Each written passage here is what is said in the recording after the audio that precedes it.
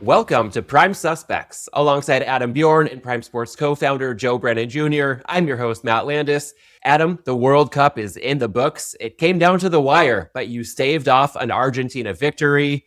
How was the Prime Sports and Betcris handle, along with the results for Spain's win in the final, as well as the shootout of a third-place match and the semifinals leading up to the culmination of this year's World Cup? Well, I believe it was a week ago. I laid out that it was going to be an Argentina-Spain final. It was very clear, very obvious. A couple of underdogs, whatnot. But no, the couple of good semifinals. I mean, cracking game, England-France with the 10 goals. France literally just didn't give two shits in that first half, made a few changes and said, okay, let's have a go at this. And it just opened up and England almost fell apart again, which wouldn't have been surprising at all. But yeah, good result. I mean, I think even with the touting that the third place game always goes over, there was some action sort of once it got to 3.25, 3.5 on the under, pushing it down there. But that was blown out in the first half. And then obviously the final yesterday, zero shots on goal, zero shots, whatnot by the Argentinians. Was clear that they were just trying to get to the end. It was kind of, I appreciate that kind of soccer playing, just kick them in the shins and bust them up a little bit. But yeah, it was a pretty disappointing effort from them, I think, overall. And I think Spain deserved it. While cheering against the position that we had on Argentina, looking at it overall, Spain were the best team, gave up one goal during the whole tournament. Defensively, just did what they need to do with France, which was really their first game of jeopardy. But I think well-deserved getting home there. And in the end, I think result-wise, draw 0-0 was good for us in the final and then dealing with it in extra time as well. But overall, was it the event that we've been sort of hoping for and planning for 4 or 5 years? I think so. I think it ended up being a great, 104 games over the 40 days. The action was good. The sweating was good. The results were decent. I don't think there's much I'd change about it. So, giddy up. Let's get ready for the next World Cup with 3 co-hosts and see you again in 4 years. And for quite some time, I feel like the rallying cry on your end, Adam, was anybody but Argentina. Just how big of a swing was it when Spain was able to net a goal near the end of extra time and you didn't have to sweat this out in penalty kicks and wonder just what it would have looked like had Argentina ended up lifting the cup? Yeah, well, obviously, what we do in the US versus our client in Latin America with Betcris, bulk of the equity or the position sort of sat on their side. They were in proper sweat mode through this whole thing. And Argentina, I think they've never lost a shootout in tournament style in finals. So I think the red card at the end sort of gave a little bit of sigh of relief. But it was a hefty enough swing where it didn't really matter what the game was and the game position.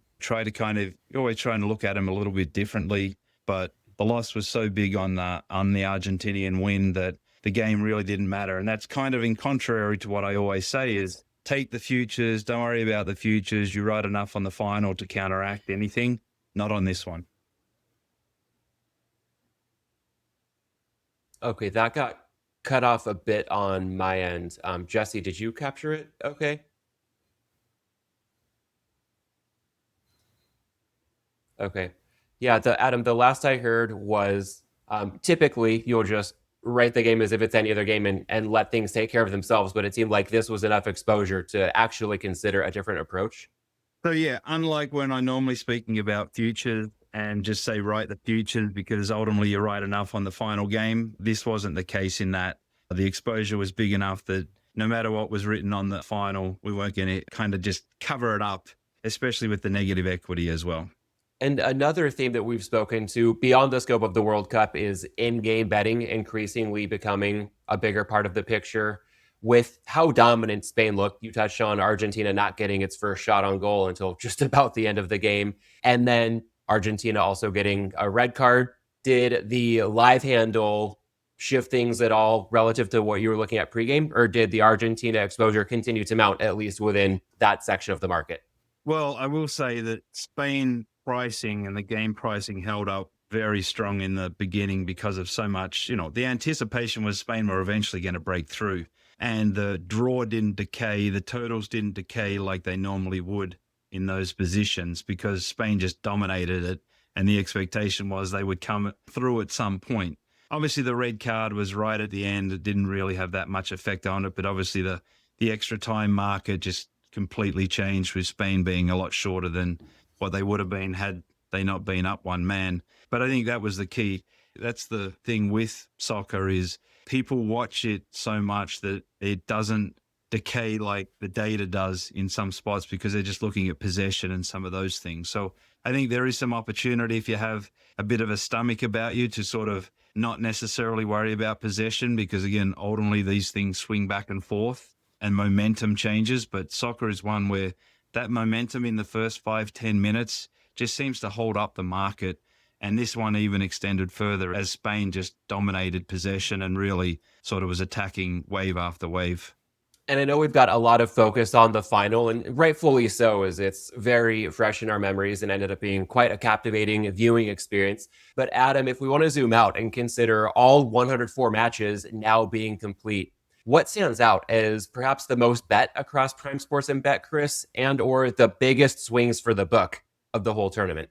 The thing that surprised me the most was I think that both teams to score, how much action was on that, just game after game after game. I mean, in the final, there wasn't as much on that spot, but that just seemed to be the hot prop, I guess, across the board with how many people were just betting yes, yes, yes, just constantly yes, even to the point where it was so short in the England-France third game playoff that it almost seemed like there was starting to be master money coming on the no and no because there was just so much money on the yes and it got so short at one point in time.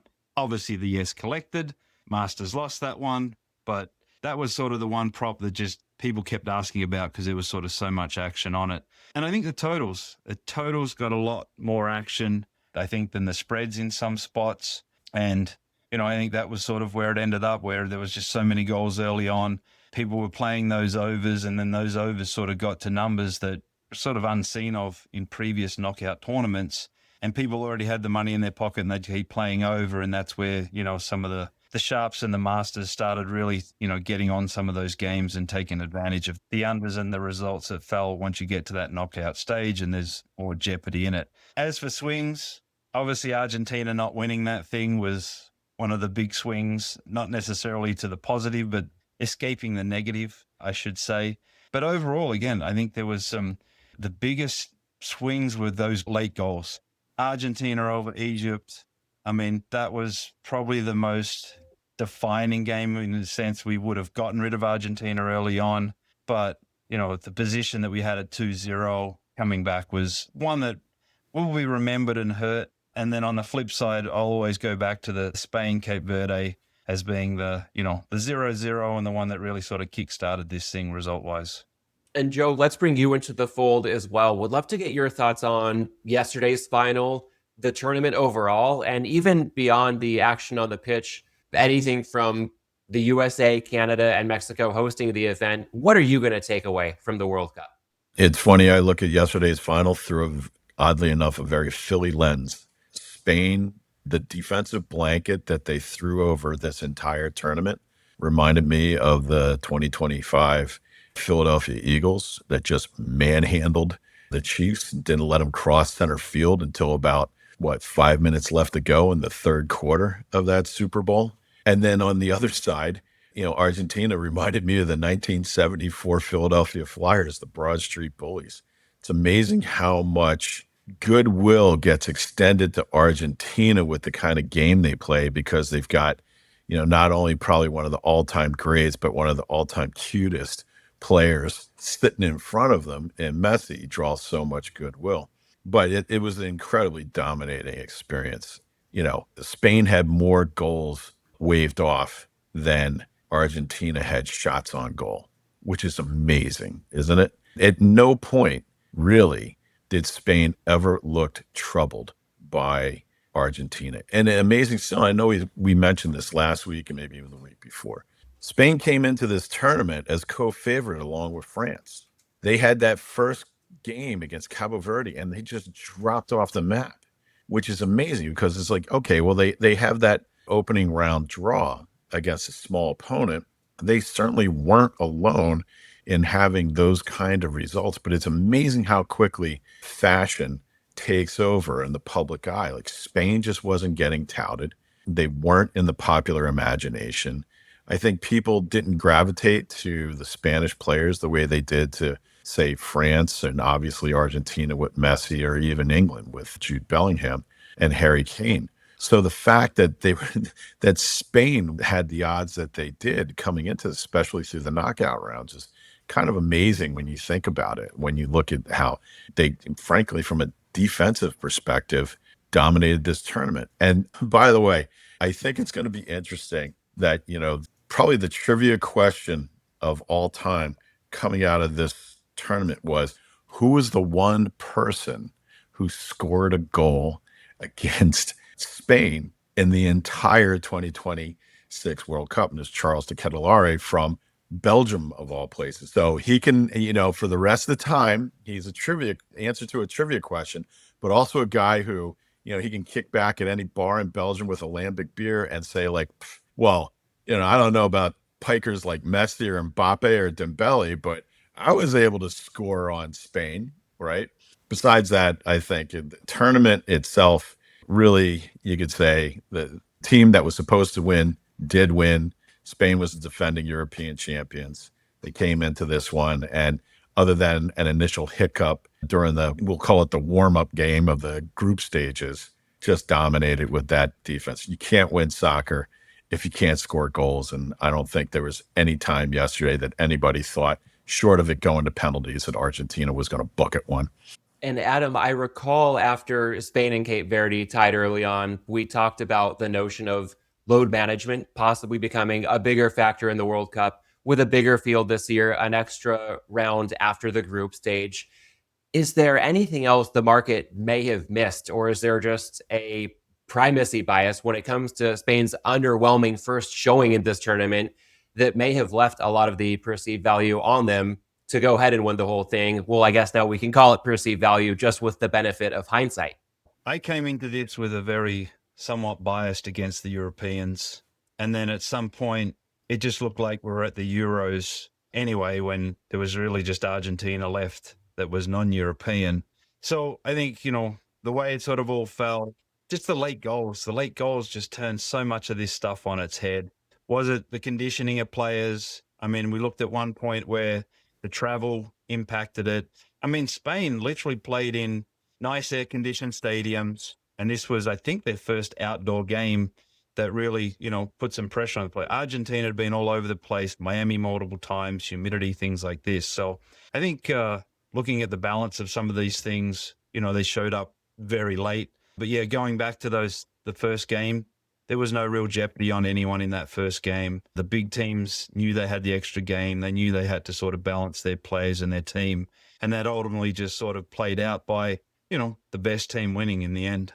And Joe, one more thing to tie a bow around the tournament itself. We talked at the end of last week's episode about the tough conditions England had endured to get to the semifinal, between a gutsy win at Azteca and then the heat and humidity in Miami.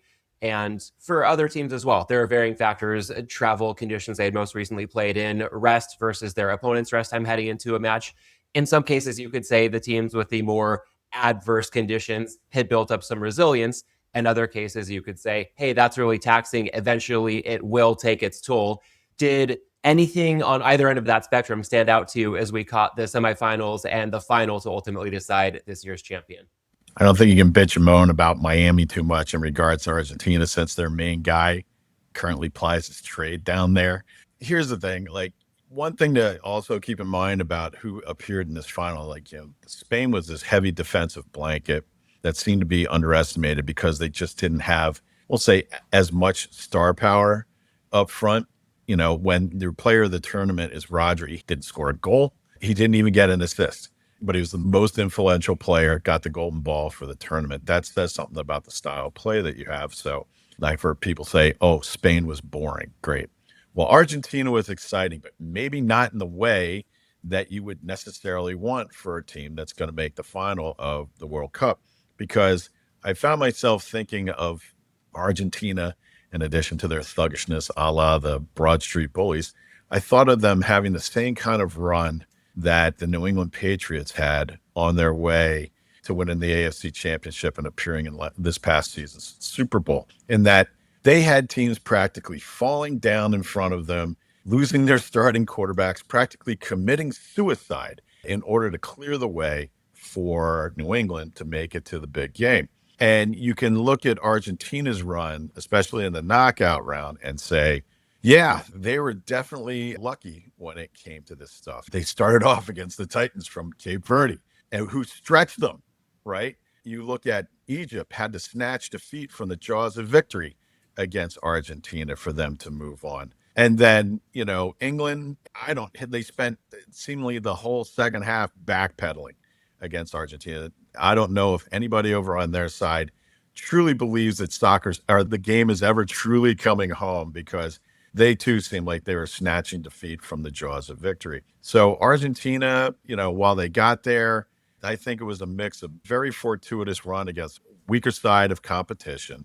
And they definitely got the benefit of some swallowed whistles when it came to Messi and others. So any adverse conditions that they might have experienced for Messi playing literally in his home city now and heading into this final game, I think is offset by the relative ease of the sides that they faced compared to those that Spain did. All right, and zooming out to look at the tournament from an industry perspective, Bloomberg reported yesterday that prediction markets captured 27% of U.S. legal betting volume tied to the World Cup, almost a third of an estimated $10 billion market. Kalshi alone processed roughly $40 billion in sports bets, although I don't know if they want us calling them sports bets since the tournament began, while Robinhood-backed Rothera saw daily volume surge 86% to $118 million. Meanwhile, traditional online sports betting handled an estimated $4 billion across all 104 matches. Adam, with prediction markets now north of a quarter of World Cup betting volume and a significant portion of that coming from parlays, what, if anything, did you observe that could influence a potential shift in product strategy for Prime Sports and Betcris? The prediction markets, I think, really showed up. The comments, everyone, all the syndicates, all the good bettors, all the market makers, from everything I heard, all made a fortune. Recreational side of it, there was a lot of recreational play, I believe, within the prediction markets for this World Cup. So maybe there's an education framework that's working on prediction markets, or maybe it's the marketing, advertising, or just the way it's getting pumped in. I don't know, but this definitely kind of warrants how do we look at this a little bit differently or whatnot. But I will say on the flip side, in Michigan, I can't play prediction markets. It's been blocked. I was at the Ohio Commission meeting with Planetech getting their license for Ohio this week, and they spoke about it and their goals and things like that. So I think part of it is just chugging along and trying to kind of exist and be in the space. And then ultimately, maybe that all gets shut down, or there's different states we should be targeting that are actually competing regulatory-wise with getting prediction markets. But when it comes to the World Cup, prediction markets, home runs, multiple home runs, blew it out of the water, whatever you want to say. But from all the feedback I've gotten and the amount of volume that went through it and the amount of product and whatnot they got there, they definitely won the World Cup. And Joe, with that, how would you describe your gut reaction to Kalshi processing roughly $40 billion and prediction markets taking in more than a quarter of World Cup betting volume? That's a lot of money that nobody was talking about as recently as 18 months ago. It's interesting to think about 18 months ago, everybody thought this is a FanDuel DraftKings world and everybody else is just picking up peanuts off of the floor, right? And I think at the time we were also saying well, who do you think could beat them? It's you don't know who they are, but they're working in their basement. But apparently we were talking about guys who are working in their bathroom, like Shane at Polymarket and wherever Tarek and his partner were working at. It's amazing how quickly they've kind of moved the Overton window on this industry and talking about performance. Now, again, the prediction markets, just because that's where the transactions are located, that's interesting. What is more interesting is who is making the markets on either side. Where did this $40 billion come from? And so I continue to say that while, being in the prediction market business, I'm sure is interesting, it will undergo some potential challenges. Whether we're talking about prediction markets the same way 2 years from now, after getting a good rinse by the federal courts and possibly the Supreme Court, remains to be seen. But the thing that's more interesting is the amount of money that particularly like institutionals and syndicates and big pros are pulling into this system that before was being regularly screened out of the regulated market. An example, I think Shane Sigsbee's Twitter account has suddenly become one of the more interesting accounts to sit there and read. I've been following him for a while, and Shane, we all know Shane, and Shane's been around for a while, but it's interesting how a guy whose business was predicated on being quiet can now be quite loud if he wanted to be. And, when you see it, how his business has grown because of prediction markets, it's really remarkable how they've kind of changed the terms of engagement. And the other big question is like, okay, well, let's say the courts come back and they say to prediction markets, you can continue to exist, but you can't do sports. What happens to all of this now demand, all this liquidity that is out in the open? What happens to it all the following day? We know it's not going to evaporate. I don't think anybody's going to take their bag and say like, well, I had a good run, I'm going home. What is the solutions going to be the day after if you have some sort of negative Supreme Court resolution or you have some sort of negative movement in the U.S. Congress? So beyond that, Kalshi was definitely more prominent as a betting brand. I know they probably don't want to say that, but as a betting brand, they seem to have far more visibility during this World Cup than any other. So I don't know. It all seems to be going according to plan for those guys. And with that, we'll go ahead and wrap up with a look at life beyond the World Cup and prediction markets. Adam, I guess I'll come to you first to see if you had a chance in the lead up to the final kicking off yesterday, while Fox's pregame coverage was largely focused on its studio crew helicoptering around the New York, New Jersey area. There was a much more interesting finish taking place on another channel as the British Open wrapped up, I guess more formally referred to as the Open, and a Kiwi, Ryan Fox, taking it home. Any thoughts on the Open and how it may have played second fiddle yesterday, but still saw a captivating finish? Yeah, I mean, it's one of the big events that I look forward to each year. And speaking of Fox, yes, Fox was the winner. So, I mean, again, being Aussie, Kiwi guy, I mean, Ryan Fox, I've probably bet on him for the last 15 years at different stages along the way. He's definitely a good links guy. And I think for golf, and I know it's not Joe's cup of tea, but for competitive end to a round and the betting swings and all those kind of things, I mean, I think we had 4 odds-on favorites that were rated as more than 50% chance of winner over the course of that. And there was a bunch of them that got close to that as well. So for me, that's kind of sums up sort of a perfect Sunday, morning, usually afternoon. And it just rolled into the World Cup nicely to have that. So, I mean, for me, it's just more sporting events, more swings like that, offer more betting. But I will say, on the prediction markets, how much money was traded on the Open versus like a Betfair and whatnot? It was 20, 30x for an American exchange, the British exchange, where that event ultimately was in that time zone. So again, it's kind of like, it is what it is. How do we sort of gnaw at some of that market share? Is it education that they're giving that ultimately sort of wins this game? Or do we just stay the course and they get shut down in 18 months and we just reap the benefits from that? Who knows? But all in all, great weekend of sport, great Sunday of sport. And I mean, that's what I live for. These are the weekends that I could do over and over and over again and never get tired of it. And it might be a moment until you have a chance to live another weekend like that, because after 6 weeks at the Trading Desk Locked On World Cup markets, after another golf major, we're probably entering more of a lull on the sports betting calendar. NFL camps do open this week, and the August 3rd Major League Baseball trade deadline is a couple weeks out. So, Adam, how is the hangover feeling today, and how does the trading team reset at Prime Sports and Betcris for the fall sports calendar? I think everyone's ready for a break. I was struggling through this weekend, very much looking forward to hitting my bed last night and just going, okay, thank Christ, it's done. Take a week or two breather, head out to Vegas for Bet Bash, and then straight into football season again. But yeah, I'm really looking forward to a somewhat quieter week this week because, it's been one hell of a 40 days, the 104 games, multiple golf majors closing out yesterday. Yeah, I am looking forward to the break. I would rarely, ever, ever, ever say that.